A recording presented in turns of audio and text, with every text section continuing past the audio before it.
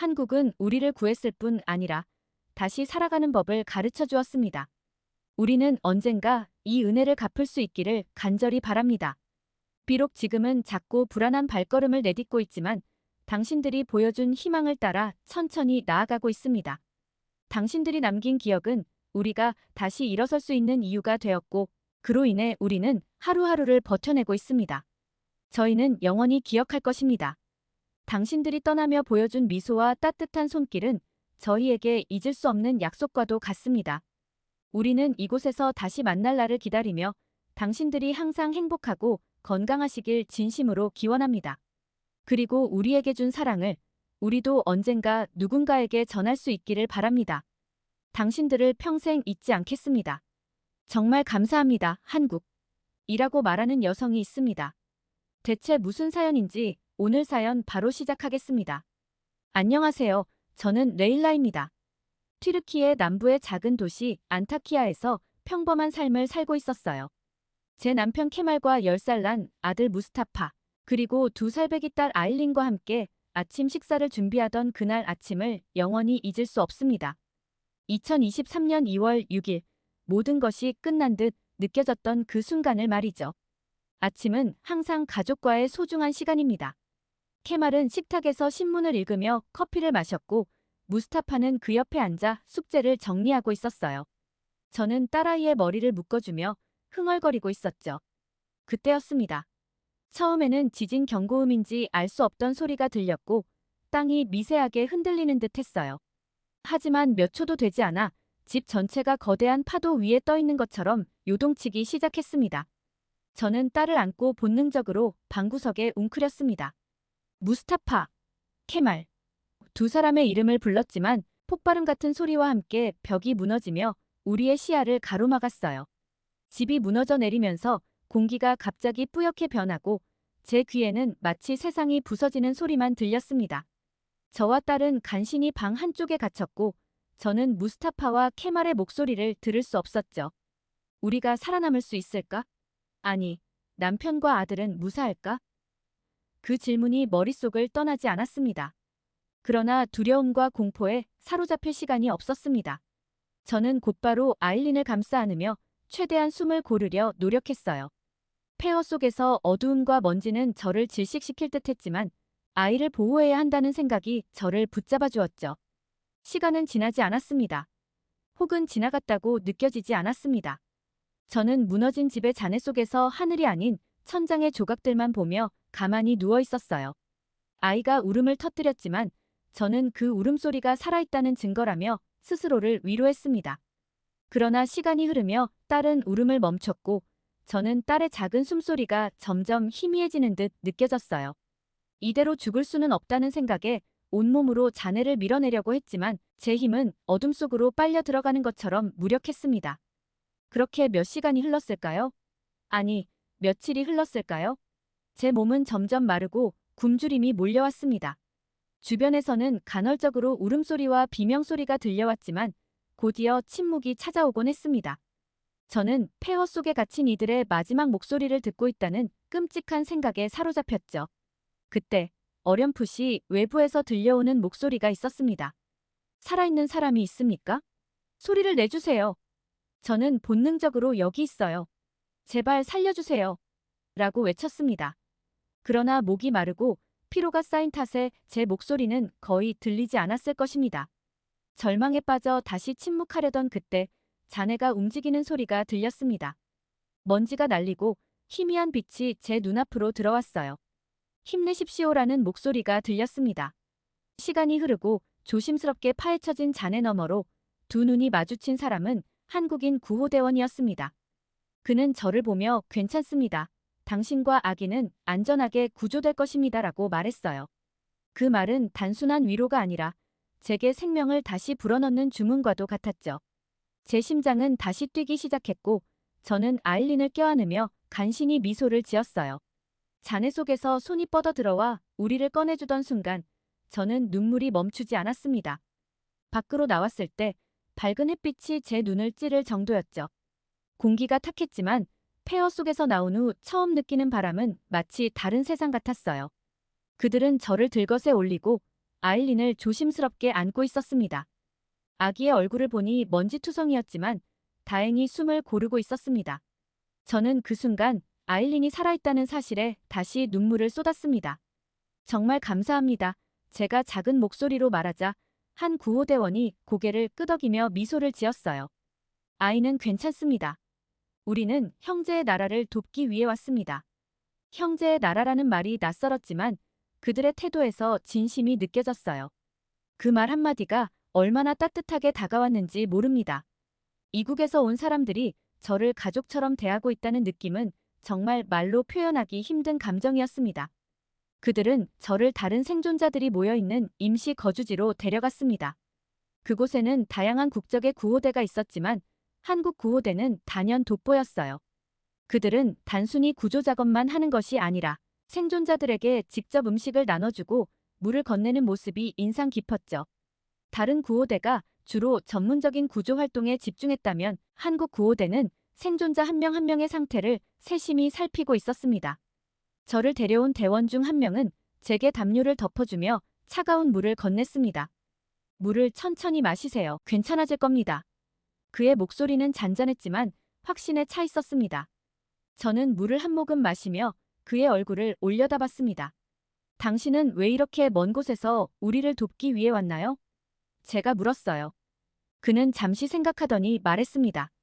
한국은 과거에 어려운 시기를 겪었습니다. 그때 튀르키예가 우리를 도왔습니다. 이제는 우리가 돕는 차례입니다. 그의 말이 끝나기도 전에 제 눈에서는 또다시 눈물이 흘렀습니다. 저는 그들이 단순히 의무적으로 온 것이 아니라 진심으로 우리를 돕기 위해 왔다는 것을 느낄 수 있었어요. 대피소에 도착한 후 아일린은 의료진의 검사를 받았습니다. 그들의 손길은 조심스러웠고 세심했습니다. 저는 한 대원이 아기를 쓰다듬으며 강한 아이네요. 금방 괜찮아질 겁니다라고 말하는 것을 들었어요. 그 말 한마디에 제 마음은 조금씩 가벼워졌습니다. 그날 밤 저는 거주지의 한 구석에서 아일린을 안고 있었습니다. 주변에는 여전히 구호 활동이 활발하게 이루어지고 있었고 멀리서 들려오는 울음소리와 구조대의 외침이 계속 이어졌습니다. 그러나 이상하게도 제 마음은 조금이나마 안정을 찾을 수 있었습니다. 한국 구호대원들이 보여준 친절함과 헌신이 제게 그런 안정감을 준 것 같았죠. 그들의 태도는 단순한 구조와 지원을 넘어선 무언가가 있었습니다. 그들이 단순히 전문성을 갖춘 구호대원이 아니라 가족처럼 생존자를 대하고 있다는 것이 느껴졌어요. 형제의 나라라는 말이 그저 상투적인 표현이 아니라는 것을 깨달았습니다.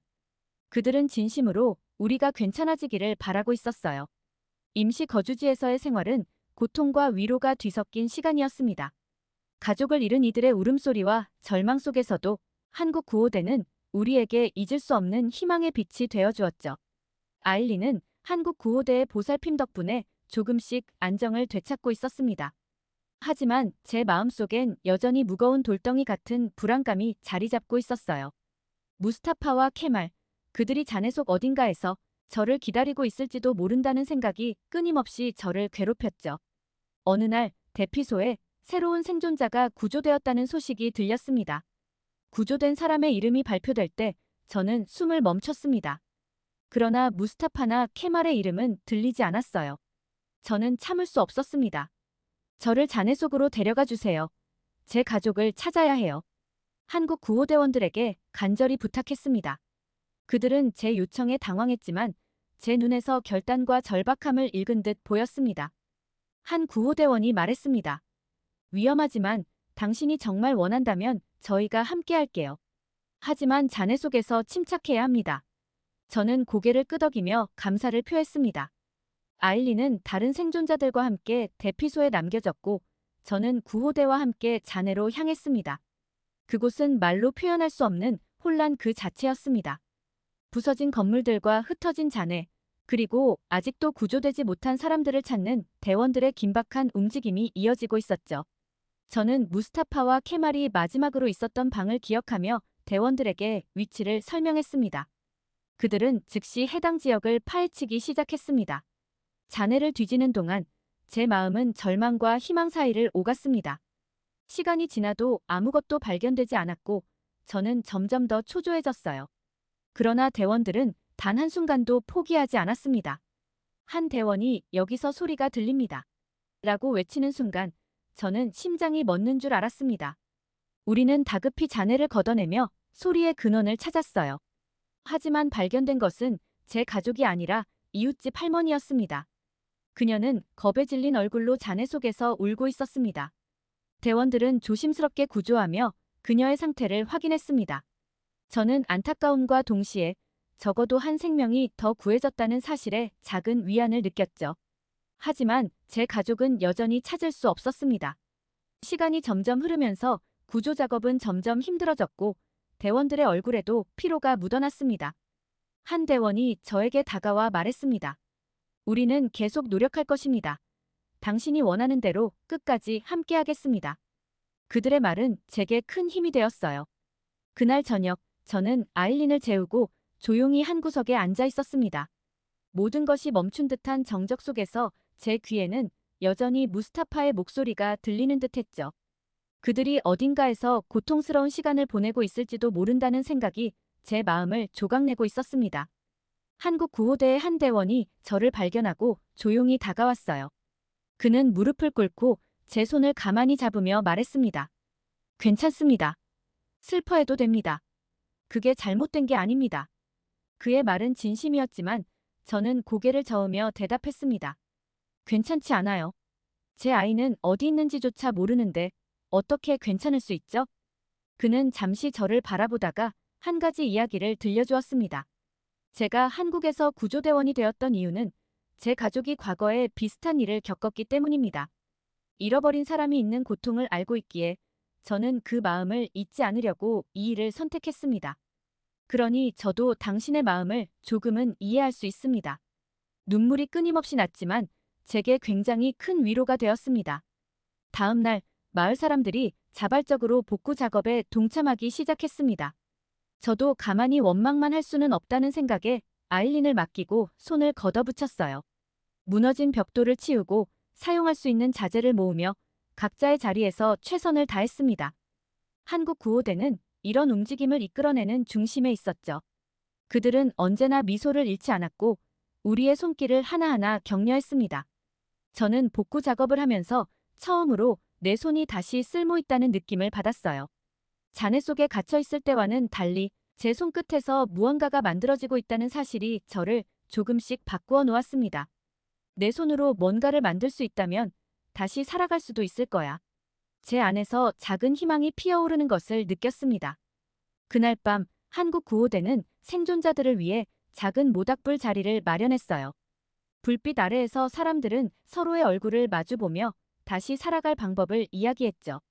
그 자리에서 한 대원이 조용히 말했습니다. 우리는 돕기 위해 이곳에 왔습니다. 하지만 우리가 더 많이 배우고 있습니다. 여러분의 강인함이 우리에게 용기를 줍니다. 그의 말은 마치 제 마음속 깊은 곳을 어루만지는 듯 했습니다. 당신들이 아니었다면 우리는 아직도 절망 속에 빠져 있었을 거예요. 그 말은 제게도 진심이었습니다.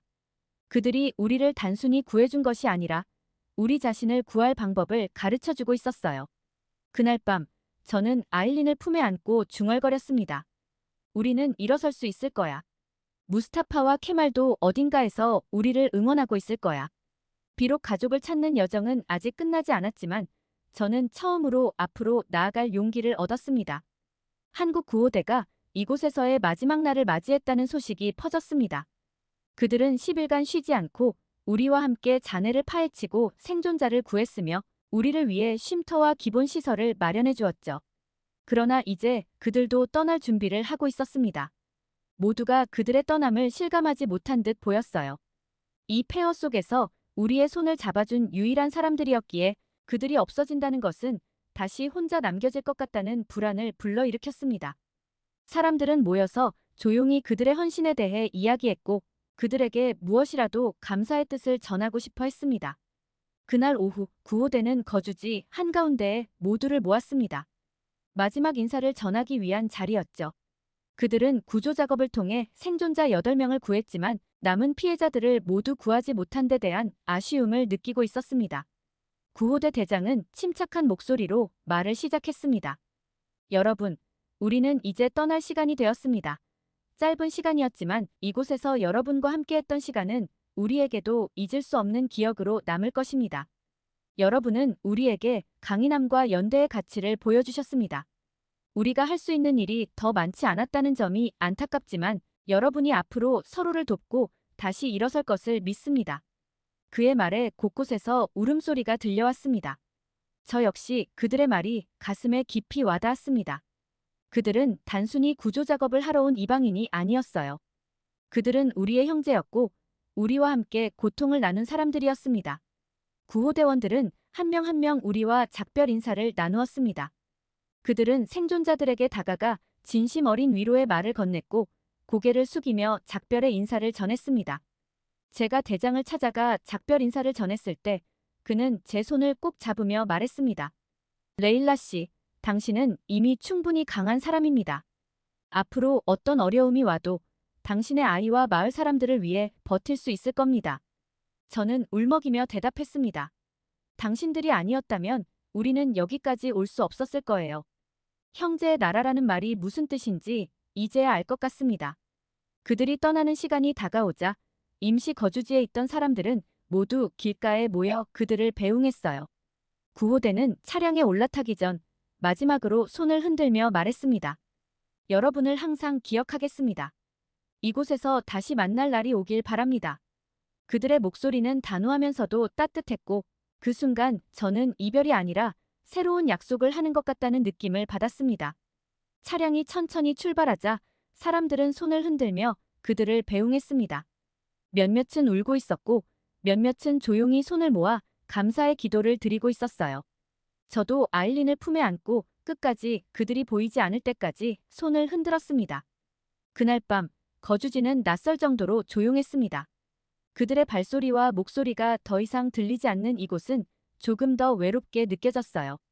그러나 저는 그들이 남긴 것을 생각하며 조용히 마음을 다잡았습니다. 그들이 우리에게 남긴 희망과 연대는 쉽게 사라지지 않을 것입니다. 한국 구호대는 이 폐허 속에서 우리를 일으켜 세운 손길이었습니다. 그들의 진심은 행동으로, 희망으로, 그리고 약속으로 남아있습니다. 한국 구호대가 떠난 지 몇 달이 흘렀습니다. 무스타파와 케말을 찾지 못했지만 저는 더 이상 절망하지 않기로 했습니다. 그들이 어디에 있든 그들이 바라던 것은 제가 무너져 내리는 모습이 아니었을 테니까요. 한국 구호대가 제게 가르쳐준 것은 삶의 무게를 견디는 방법이었습니다. 시간이 흐르며 마을은 점차 복구되기 시작했습니다. 처음엔 산처럼 쌓인 잔해를 치우는 것조차 막막했지만 사람들이 조금씩 손을 모으고 힘을 합치면서 새로운 터전이 만들어졌습니다. 무너진 집 대신 임시로 지은 작은 오두막이 생겼고 마을 광장에선 다시 사람들이 모여 서로의 안부를 물으며 웃음을 나누었습니다. 우리는 이곳을 다시 우리 집으로 만들 거야. 한 주민이 제게 그렇게 말했을 때 저는 깊이 고개를 끄덕였죠. 그 말은 단순한 다짐이 아니라 살아남은 우리 모두가 함께 나누는 약속처럼 들렸습니다. 아일리는 놀라울 정도로 강했어요. 그녀는 다른 아이들과 어울려 그림을 그리고 마을 한쪽에서 재건 작업을 돕는 어른들에게 물을 나르며 활짝 웃었습니다. 어느 날 저는 조용히 앉아 한국 구호대에게 편지를 쓰기로 마음먹었습니다. 그들이 우리를 위해 보여준 헌신과 사랑을 평생 잊을 수 없어서였죠. 그들이 떠난 이후에도 그들의 말과 행동이 우리 삶에 어떤 영향을 미쳤는지에 대해 늦게나마 전하고 싶었습니다. 형제의 나라 한국 구호대에게. 저는 레일라입니다. 당신들이 보여준 헌신과 사랑은 저와 우리 마을 사람들의 삶에 깊이 새겨져 있습니다. 우리는 그날 이후에도 매 순간 당신들의 따뜻한 미소와 손길을 떠올리며 살아가고 있습니다. 처음 우리를 위해 자네 속을 헤치고 들어왔을 때 저는 희망을 잃은 상태였습니다. 사랑하는 가족과 집, 모든 것을 잃었다고 느꼈고 제가 다시 일어설 수 있을지 확신이 없었습니다. 그러나 그 혼돈 속에서 저희를 붙잡아 주셨고 우리가 포기하지 않도록 도와주셨습니다. 생명을 구하는 손길은 단순히 구조의 의미를 넘어 우리 마음속 깊은 곳에 삶의 이유를 다시 심어주었습니다. 한국분들이 보여준 것은 단순히 기술적인 지원이 아니었습니다. 여러분은 우리와 함께 울었고 우리와 함께 웃었습니다. 잃어버린 가족을 찾지 못해 무너질 듯한 마음에도 저를 다독이며 당신은 강합니다. 우리는 끝까지 함께할 것입니다라고 말해주셨습니다. 그 한마디는 제가 지금도 매일 마음속에서 되뇌는 말이 되었습니다. 우리 마을은 조금씩 복구되고 있습니다. 처음에는 어디서부터 시작해야 할지 몰라 두려웠지만 여러분이 보여주신 연대와 협력의 가치는 우리에게 다시 일어설 힘을 주었습니다. 마을 사람들은 서로를 돕기 시작했고 작은 임시집들이 세워지며 다시 삶의 불빛이 켜지고 있습니다. 우리는 언젠가 이 은혜를 갚을 수 있기를 간절히 바랍니다. 비록 지금은 작고 불안한 발걸음을 내딛고 있지만 당신들이 보여준 희망을 따라 천천히 나아가고 있습니다. 당신들이 남긴 기억은 우리가 다시 일어설 수 있는 이유가 되었고 그로 인해 우리는 하루하루를 버텨내고 있습니다. 저희는 영원히 기억할 것입니다. 형제의 나라 한국 구호대, 당신들이 떠나며 보여준 미소와 따뜻한 손길은 저희에게 잊을 수 없는 약속과도 같습니다. 우리는 이곳에서 다시 만날 날을 기다리며 당신들이 항상 행복하고 건강하시길 진심으로 기원합니다. 그리고 우리에게 준 사랑을 우리도 언젠가 누군가에게 전할 수 있기를 바랍니다. 당신들을 평생 잊지 않겠습니다. 편지를 쓰며 저는 눈물을 멈출 수 없었습니다. 그들이 우리에게 남긴 것은 단순한 물리적인 도움을 넘어선 삶을 이어가는 데 필요한 믿음과 희망이었어요. 형제의 나라라는 말이 단순한 구호처럼 들렸던 때도 있었습니다. 그러나 이제 그 말은 제게 그 이상의 의미를 가집니다. 그들은 이 폐허 속에서 우리를 다시 일으켜 세운 사람들이었고 그들의 사랑은 우리의 삶에 깊이 스며들었습니다. 저는 그들을 위해 그리고 우리를 위해 다시 살아갈 것입니다. 언젠가 그들을 다시 만날 날이 오길 바라며 제 손으로 우리 마을을 더 아름답게 만들어갈 것입니다. 그들이 남긴 흔적은 우리가 살아가는 매 순간마다 빛이 되고 있습니다. 형제의 나라 한국은 우리를 구했을 뿐 아니라 다시 살아가는 법을 가르쳐 주었습니다. 평생 잊지 않겠습니다. 정말 감사합니다. 한국. 두 번째 사연 시작합니다. 한국 여러분, 부디 태국에 오지 마십시오.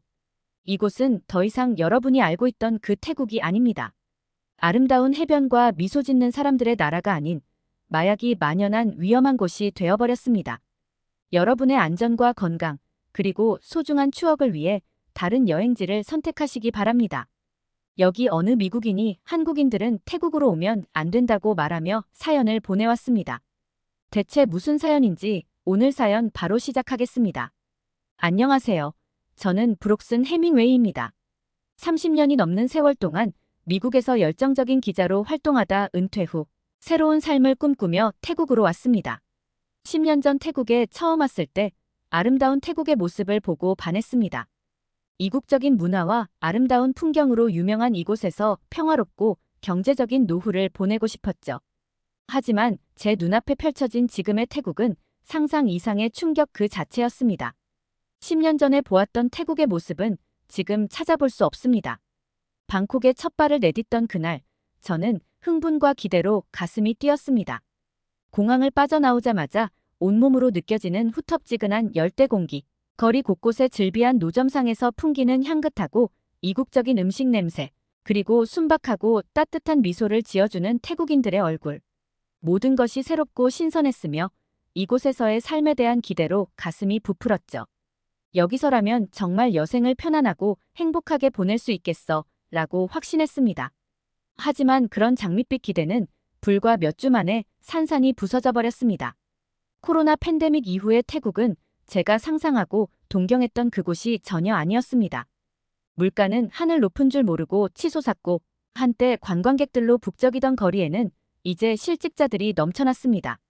더욱 충격적인 것은 범죄율이 급증했다는 사실이었죠. 잊을 수 없는 그날 밤의 기억이 아직도 생생합니다. 평소와 다름없이 집으로 돌아가는 길이었어요. 항상 조용하고 안전하다고 여겼던 골목길에서 갑자기 두 명의 남자가 제게 달려들었습니다. 그들은 위협적인 목소리로 제 지갑을 요구했어요. 순간 머리가 하얘지고 온몸이 얼어붙었지만 본능적으로 큰 소리를 질렀죠.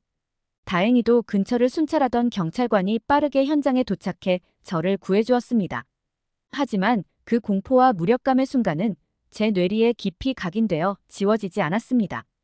이제 태국은 더 이상 은퇴자들이 꿈꾸던 저렴하고 평화로운 낙원이 아닙니다.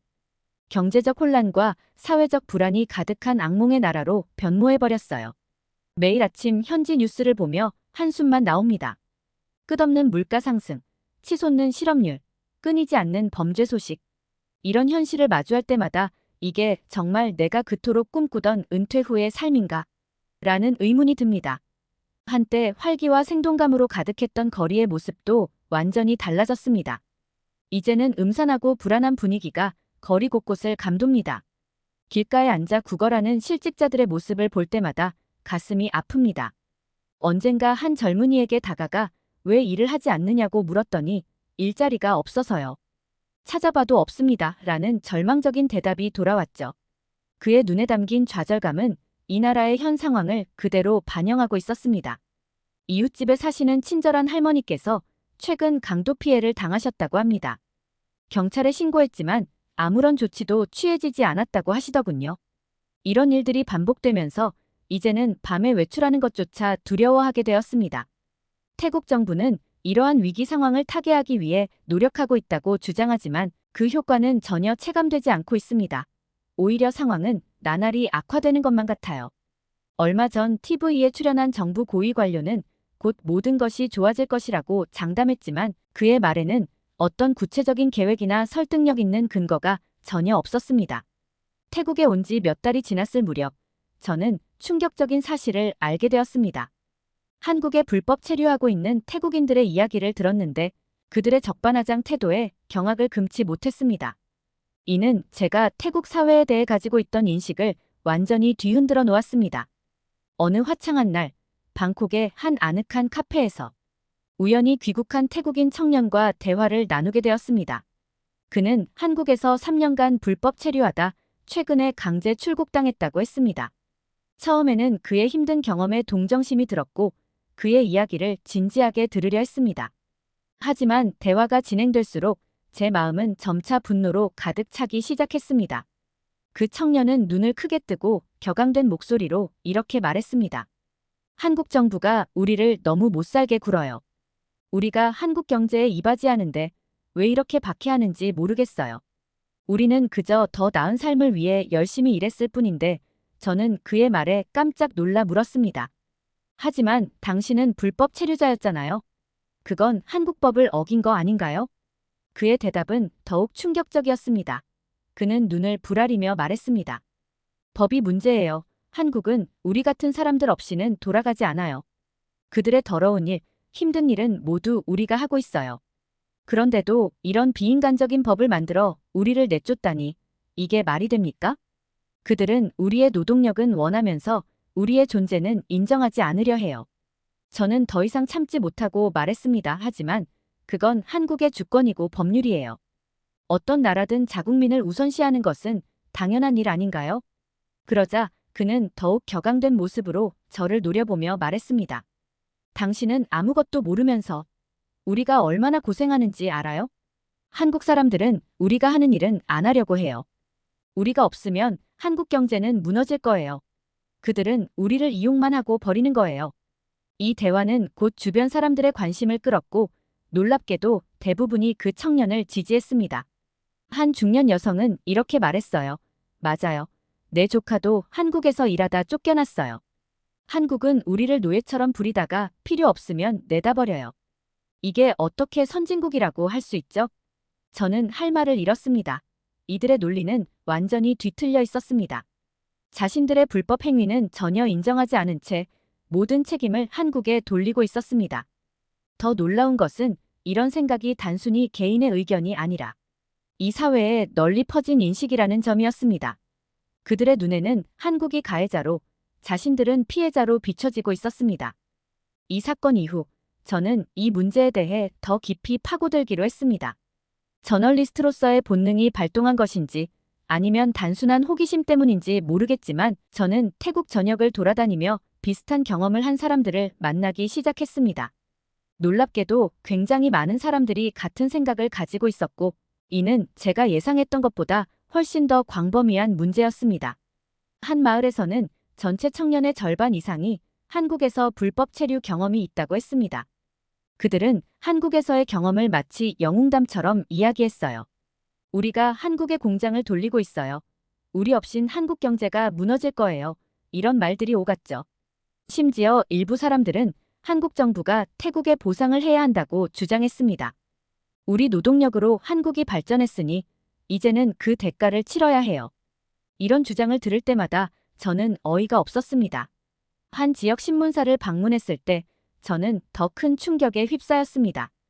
그들의 보도 내용은 제가 평생 추구해온 언론의 가치와는 거리가 멀었습니다. 신문사는 한국의 불법 체류자 단속을 인권 탄압이라는 자극적인 제목으로 보도하고 있었습니다. 객관적 사실은 철저히 무시된 채 오로지 감정에 호소하는 기사들로 지면을 채우고 있었습니다. 편집장과의 대화에서 그는 우리는 독자들이 원하는 것을 제공할 뿐이라고 말했지만 이는 저에게 언론의 책임을 져버리는 변명으로 들렸습니다. 이런 왜곡된 시각이 사회 전반에 퍼져나가는 것을 목격하며 저는 깊은 절망감에 빠졌습니다. 미국에서 30년이 넘는 세월 동안 기자로 일하면서 저는 언제나 사실 확인을 철저히 하고 객관성을 유지하는 것을 저널리즘의 핵심 가치로 여겼습니다. 때로는 밤을 새워가며 정보의 진위를 확인하고 다양한 관점을 균형 있게 제시하려 노력했죠. 하지만 여기 태국에서는 그런 기본적인 저널리즘 원칙조차 지켜지지 않고 있었습니다. 이는 단순히 한 신문사의 문제가 아니라 태국 언론계 전반의 문제로 보였습니다. 이런 상황을 더 깊이 이해하고자 저는 용기를 내어 한 불법 체류 경험자를 직접 만나 대화를 나누었습니다. 왜 합법적인 방법으로 한국에 가려고 하지 않으셨나요? 라고 조심스럽게 물었습니다. 그의 대답은 예상을 뛰어넘는 충격적인 것이었습니다. 그건 너무 오래 걸리고 어려워요. 우리에겐 선택권이 없었다고요. 한국은 우리 노동력이 절실히 필요하면서 왜 이렇게 까다롭게 구는지 모르겠어요. 그들은 우리를 원하면서도 인정하지 않으려 해요. 이런 태도를 접할 때마다 저는 깊은 한숨을 내쉬지 않을 수 없었습니다. 그들은 자신들의 불법 행위를 정당화하기 위해 모든 책임을 한국에 전가하고 있었습니다. 이는 단순한 오해의 차원을 넘어선 사회 전반에 뿌리 깊게 박힌 인식의 문제였습니다. 이런 생각이 하루아침에 형성된 것이 아니라는 점, 그리고 이를 바로잡는 것이 얼마나 어려운 일인지를 깨달으며 무력감을 느꼈습니다. 더욱 우려되는 점은 이러한 왜곡된 인식이 젊은 세대에게도 강하게 영향을 미치고 있다는 사실이었습니다. 한 유명 대학 캠퍼스를 방문했을 때 저는 학생들과 심도 있는 대화를 나눌 기회를 가졌습니다. 그러나 그들의 발언을 들으며 저는 깊은 충격에 빠졌습니다. 한국은 우리를 단순히 이용만 하고 버려요. 이건 21세기의 새로운 형태의 식민주의나 다름없어요. 그들은 우리의 노동력은 원하지만 우리의 권리는 인정하지 않으려 해요. 이런 말들을 들을 때마다 제 가슴은 무거워졌고 미래에 대한 우려가 깊어졌습니다. 이런 다양한 경험들이 쌓여갈수록 태국 사회에 대한 저의 실망감은 나날이 커져갔습니다. 처음에는 개인적인 의견이라고 생각했던 것들이 사실은 사회 전반에 널리 퍼져 있는 보편적인 인식이라는 것을 깨닫게 되었습니다. 그들의 적반하장 태도는 단순히 몇몇 사람들의 생각이 아니라 사회 구조적으로 형성된 집단적 사고방식이었던 것입니다. 시간이 흐를수록 저는 이 나라가 끝없는 나락으로 떨어지고 있다는 것을 피부로 느끼고 있습니다. 매일 아침 뉴스를 보며 그리고 거리를 걸으며 저는 태국의 현실을 직면하게 됩니다. 물가는 하늘 높은 줄 모르고 치솟고 있고 경제는 붕괴 직전이에요. 한때 미소의 나라로 불리며 전 세계 관광객들의 사랑을 받던 이곳은 이제 더 이상 제가 꿈꾸던 평화로운 은퇴 천국이 아닙니다. 오히려 매일이 불안과 걱정의 연속인 것 같아요. 얼마 전 평소처럼 시장에 나갔다가 눈앞이 깜깜해지는 경험을 했습니다. 일주일 전만 해도 100바트였던 쌀 한 봉지가 갑자기 150바트로 뛰어올랐더군요. 이는 단순히 50%의 가격 상승이 아니라 서민들의 삶을 직접적으로 위협하는 심각한 문제입니다. 가게 주인에게 이유를 물어보았더니 그는 오히려 화를 내며 대답했습니다. 당신이나 잘 살지. 우리는 이러다 굶어 죽겠소. 매일 물가가 오르는데 어떻게 장사를 하란 말입니까? 그의 눈에는 절망과 분노가 가득했고 그의 말에서 태국 서민들의 고통이 고스란히 전해졌습니다. 그 순간 저는 깊은 깨달음을 얻었습니다. 제가 관광객으로 방문했을 때 보았던 화려한 방콕의 모습, 친절한 미소를 지어주던 태국인들. 그것은 모두 표면적인 것에 불과했던 거예요. 실제 태국의 현실은 그 화려한 겉모습 뒤에 감춰진 고통과 절망이었던 것입니다. 시장에서 집으로 돌아오는 길에 주변을 자세히 둘러보니 폐업한 가게들이 눈에 띄게 늘어난 것을 확인할 수 있었습니다. 한 달 전만 해도 사람들로 붐볐던 거리가 이제는 썰렁하고 적막해 보였어요. 그나마 문을 연 가게들도 손님이 거의 없어 보였고 주인들은 무료하게 앉아있기만 했죠. 지나가는 사람들의 표정도 예전에 밝고 친절한 모습은 온데간데 없고 훨씬 어둡고 우울해 보였습니다. 길거리에서는 구직자들의 모습을 쉽게 볼 수 있어요. 한 청년이 저에게 다가와 일자리를 물어보더군요. 어르신, 혹시 일자리 없을까요? 어떤 일이라도 할 수 있습니다. 그의 눈빛은 간절했고 목소리에는 절박함이 묻어났습니다. 저는 미안한 마음에 그에게 약간의 돈을 주었지만 그게 그를 얼마나 도울 수 있을까요? 이런 상황 속에서 일부 시민들 사이에서는 정부의 대응이 미흡하다는 불만이 터져 나오고 있습니다. 지난주에는 방콕 시내에서 소규모 시위가 있었어요. 시민들은 물가 안정과 일자리 창출을 요구하며 목소리를 높였죠. 다행히 시위는 평화롭게 진행되었지만 사회의 불만이 점점 고조되고 있다는 느낌을 강하게 받았습니다. 이런 불만이 더 커진다면 어떤 결과를 낳을지 걱정이 되기도 합니다. 관광업의 쇠퇴도 태국 경제에 심각한 타격을 주고 있어요. 코로나 이후 약간의 회복세를 보이긴 했지만 아직 예전만큼 관광객이 돌아오지 않았습니다. 한때 인파로 붐비던 파타야와 푸켓의 해변은 지금 한산하기 그지없고 방콕의 유명 관광지들도 썰렁해졌어요. 오랫동안 택시기사로 일해온 한 분이 저에게 털어놓았습니다. 손님이 반으로 줄었어요. 이러다 우리는 어떻게 살아야 할지 모르겠습니다. 관광객들이 돌아오지 않으면 태국의 미래는 없어요. 그의 말에서 관광업에 의존해왔던 태국 경제의 취약성을 다시 한번 실감할 수 있었습니다. 최근에는 옆집에 사는 영국인 부부와 깊이 있는 대화를 나눌 기회가 있었어요. 그들 역시 태국에서의 생활에 대해 깊은 걱정을 하고 있더군요. 물가가 이렇게 계속 오르면 우리 연금으로는 여기서 살아가기 힘들 것 같아요. 다른 나라, 어쩌면 베트남이나 말레이시아로 옮겨야 할지도 모르겠어요. 라고 말하는 그들의 눈에는 불안감이 가득했습니다. 이런 외국인들의 이주는 태국 경제에 또 다른 타격을 줄 것이 분명해 보입니다. 태국 사회의 실상을 파헤치기로 결심한 후 저는 예상치 못한 충격적인 사실과 마주하게 되었습니다. 바로 태국 사회에 만연한 한국에 대한 왜곡된 인식이었습니다. 이는 제가 태국에 대해 가지고 있던 모든 선입견을 뒤흔들어 놓았고 이 나라의 문화와 사회 구조에 대해 심도 있게 고민하게 만들었습니다. 그날 저녁 동네 작은 술집에서 우연히 들은 대화가 모든 것의 시작이었습니다. 평소 조용하던 그곳에서 갑자기 옆 테이블에서 한국에 대해 격렬하게 비난하는 소리가 들려왔습니다. 처음에는 단순한 개인적 불만이라고 생각했지만 대화를 더 들어보니 그들의 주장은 제가 알고 있는 사실과는 너무나 달랐습니다. 그들은 한국 기업들이 태국 시장을 침략하고 있으며 한국 관광객들은 태국 문화를 무시한다고 주장했습니다. 이런 과격한 표현에 저는 깜짝 놀랐고 동시에 깊은 우려를 느꼈습니다. 호기심을 참지 못하고 대화에 끼어들었지만 그들의 반응은 차가웠습니다. 그들은 자신들의 주장에 대한 어떤 구체적인 근거도 제시하지 못했고 제가 제시한 반대 의견은 전혀 받아들이려 하지 않았습니다. 오히려 그들은 점점 더 흥분하며 목소리를 높였습니다. 결국 당신은 외국인이라 우리 상황을 모른다는 말과 함께 대화는 불편한 분위기 속에서 끝났습니다. 그날 밤 저는 잠을 이루지 못했습니다. 머릿속에서는 끊임없이 질문이 맴돌았습니다. 태국 사회에 퍼진 이런 왜곡된 인식이 어디서부터 시작된 것인지 그리고 왜 이렇게 널리 퍼져 있는지 고민했습니다. 이는 단순한 개인의 의견을 넘어서 사회 전반에 깊이 뿌리박힌 문제로 보였습니다.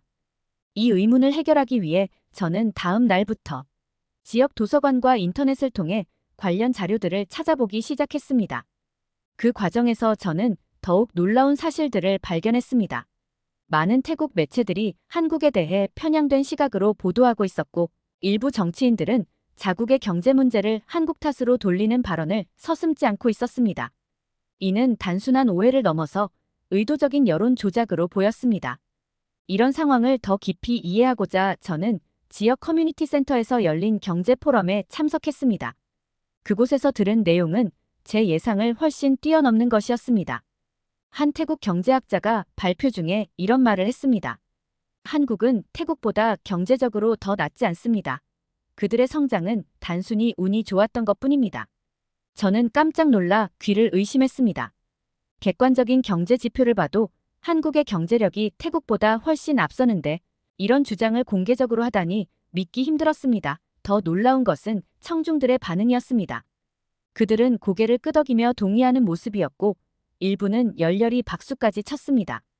이 광경을 보며 저는 깊은 당혹감을 느꼈습니다. 발표가 끝난 후 한 참석자에게 다가가 물어보니 그는 이렇게 대답했습니다. 한국이 지금 잘 사는 건 우리 덕분이에요. 우리가 전쟁 때 도와주지 않았다면 지금의 한국은 없었을 거예요. 그런데 그들은 우리의 도움을 까맣게 잊은 채 우리를 이용만 하고 있어요. 이 말을 듣고 저는 할 말을 잃었습니다. 역사적 사실을 이렇게까지 왜곡할 수 있다는 것이 믿기지 않았습니다. 하지만 이것은 시작에 불과했습니다. 며칠 후 저는 일상적으로 소셜미디어를 둘러보던 중 충격적인 발견을 하게 되었습니다. 페이스북에서 벤 코리아라는 해시태그가 눈에 띄었는데 이는 태국 젊은이들 사이에서 급속도로 퍼지고 있는 한국 제품 불매 운동이었습니다. 처음에는 단순한 일시적 현상이라고 생각했지만 자세히 들여다볼수록 그 규모와 강도에 놀라지 않을 수 없었습니다.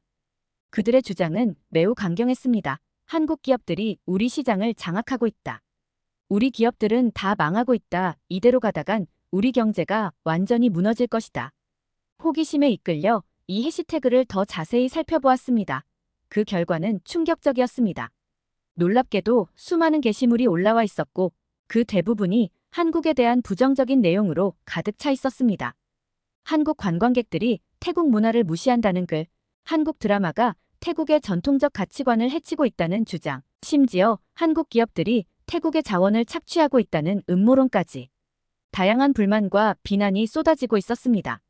이런 게시물들은 수천 개의 좋아요와 공유를 받으며 빠르게 확산되고 있었습니다.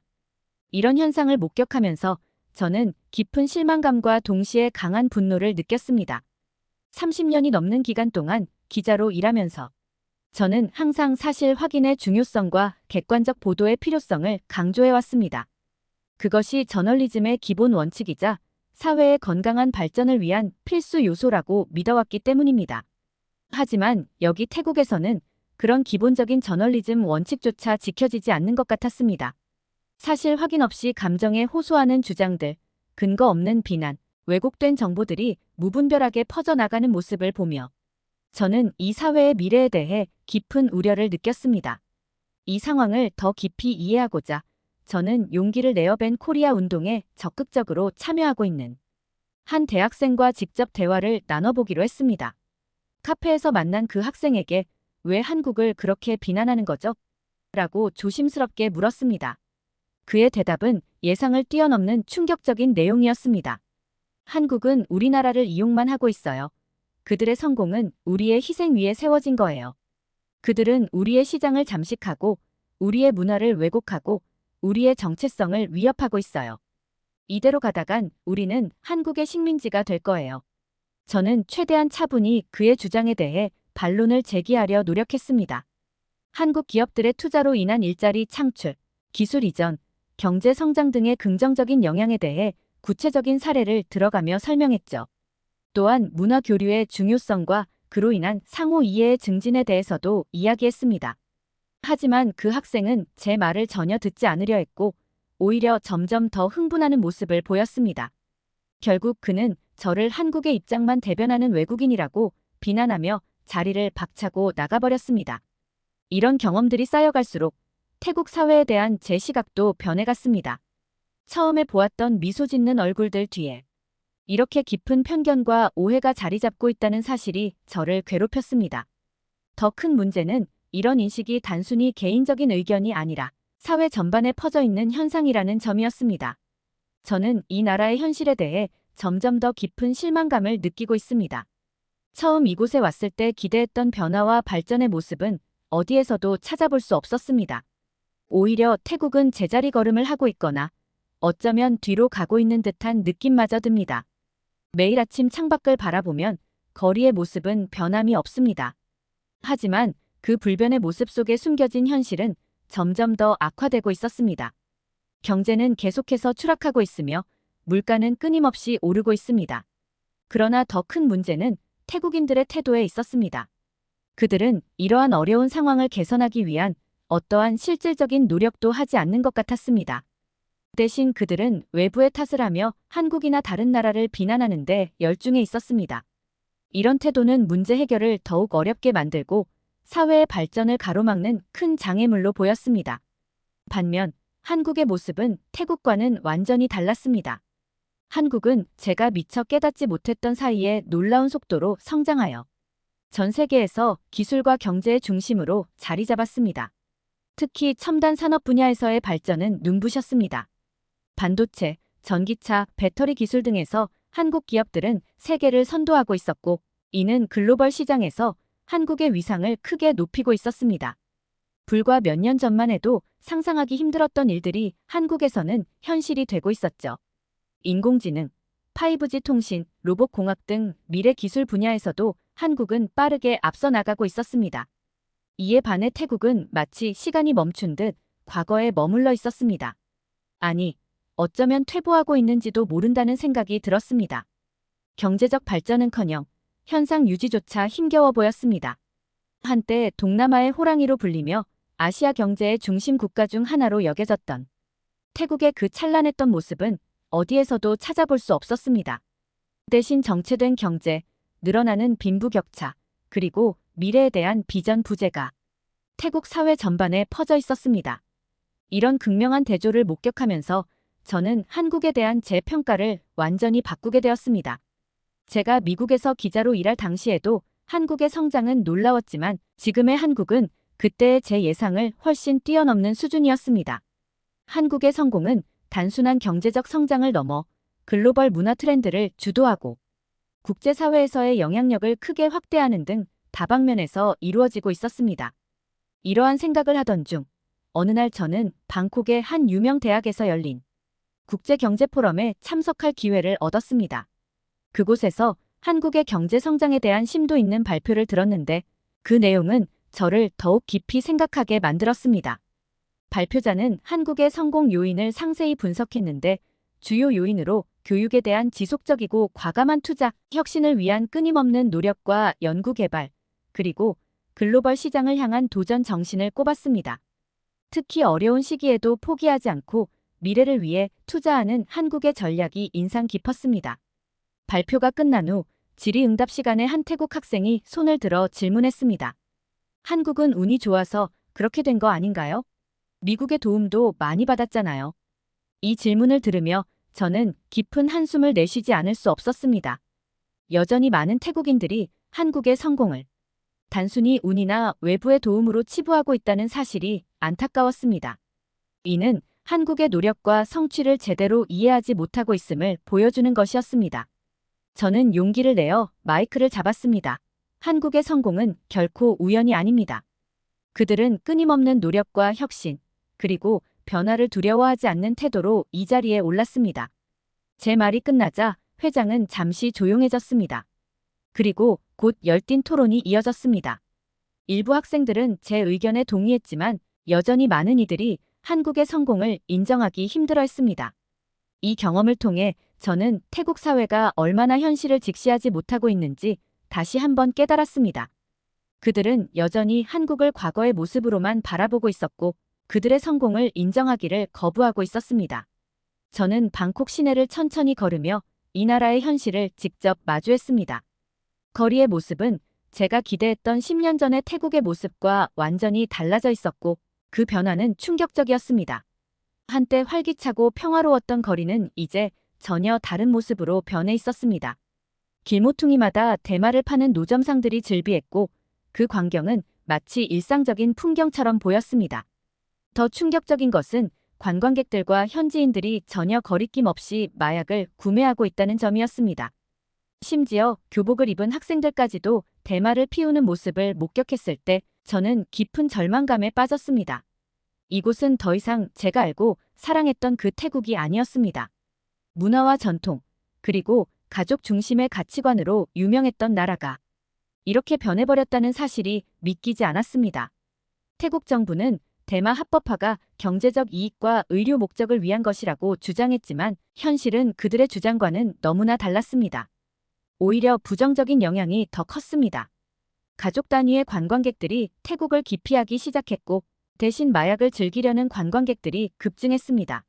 한때 미소의 나라, 천국의 해변으로 불리며 전 세계인의 사랑을 받던 태국의 이미지는 완전히 망가져 버렸습니다. 이제 태국은 마약 천국이라는 오명을 쓰게 되었고 이는 국가의 미래에 심각한 위협이 되고 있었습니다. 이런 상황을 지켜보며 저는 더 이상 이곳에서 살 수 없다는 결론을 내렸습니다. 태국은 스스로의 문제를 해결할 의지도 없이 침체된 상태에 머물러 있었습니다. 제가 사랑했던 그 태국은 이제 존재하지 않았습니다.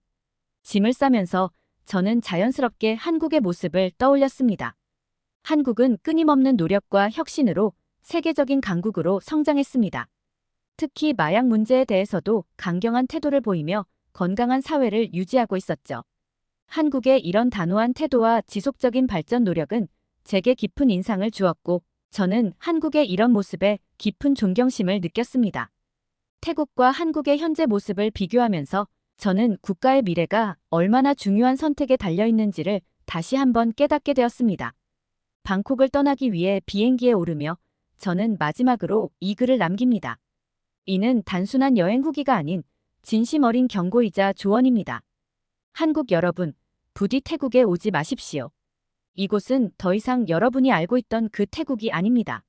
아름다운 해변과 미소 짓는 사람들의 나라가 아닌 마약이 만연한 위험한 곳이 되어버렸습니다. 여러분의 안전과 건강, 그리고 소중한 추억을 위해 다른 여행지를 선택하시기 바랍니다. 오늘 사연이 재미있으셨다면 구독과 좋아요, 알림 설정까지 부탁드립니다. 더 재미있는 사연으로 돌아오겠습니다. 이상 감동탐험이었습니다.